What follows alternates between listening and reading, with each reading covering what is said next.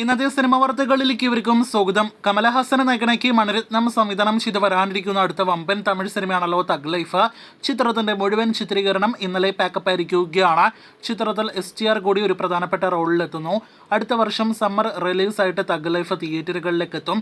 കാത്തിരിക്കൂ, സിനിമയുടെ കൂടുതൽ അപ്ഡേറ്റുകൾ കേട്ടാം. തമിഴിൽ ഈ വർഷം ചിത്രീകരണം ആരംഭിച്ച് ഷൂട്ടിംഗ് പൂർത്തിയായ തഗ് ലൈഫ് പോലെ തന്നെ ഷൂട്ടിംഗ് വേഗത്തിൽ പൂർത്തിയാകുന്ന മറ്റൊരു തമിഴ് സിനിമയാണ് സൂര്യ 44. സൂര്യയെ നായകനാക്കി കാർത്തിക് സുബ്രാജ് സംവിധാനം ചെയ്യുന്ന ചിത്രത്തിന്റെ അവസാനഘട്ട ചിത്രീകരണം കഴിഞ്ഞ ദിവസം ചെന്നൈയിൽ ആരംഭിക്കപ്പെട്ടിരിക്കുകയാണ്. ഇനി 20-ൽ പരം ദിവസത്തെ ചിത്രീകരണം മാത്രം ബാക്കി. സിനിമ പാക്കപ്പ് ആകാനായിട്ട് അടുത്ത വർഷം സിനിമ തിയേറ്ററുകളിലേക്ക് എത്തും. സൂര്യയും ജ്യോതികയും നിർമ്മിച്ച് കാർത്തി നായകനെത്തുന്ന അരവിന്ദ സ്വാമി മറ്റൊരു പ്രധാന റോളിലെത്തുന്ന 96 സംവിധായകൻ പ്രേംകുമാർ സംവിധാനം ചെയ്ത് പൂർത്തിയാക്കിയ തിയേറ്റർ റിലീസിനൊരുങ്ങുന്ന സിനിമയാണ് മെയ്യഴകൻ. അടുത്തയാഴ്ച സെപ്റ്റംബർ 27-ന് സിനിമ തിയേറ്ററുകളിലേക്ക് എത്തും. നേരത്തെ റിലീസായ ടീസറിന് നല്ല അഭിപ്രായങ്ങളായിരുന്നു സിനിമ നേടിയെടുത്തത്. ധനുഷിന്റെ രായൻ എന്ന സിനിമയാണല്ലോ ഈ വർഷം സംവിധാനം ചെയ്ത് തിയേറ്ററുകളിലേക്ക് എത്തിയത്. കഴിഞ്ഞ ദിവസം ധനുഷ് സംവിധാനം ചെയ്ത് വരാനിരിക്കുന്ന 4ാമത്തെ സിനിമയുടെ പ്രഖ്യാപനം വന്നിരിക്കുകയാണ്.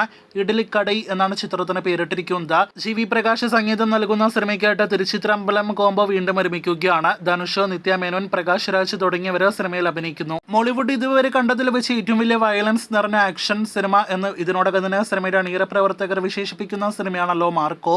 ഉണ്ണി മുകുന്ദൻ നായകനെത്തുന്ന മാർക്കോയുടെ അടുത്ത അപ്ഡേറ്റ് നാളെ ഉണ്ണിയുടെ ജന്മദിനം പ്രമാണിച്ച് വരികയാണ്.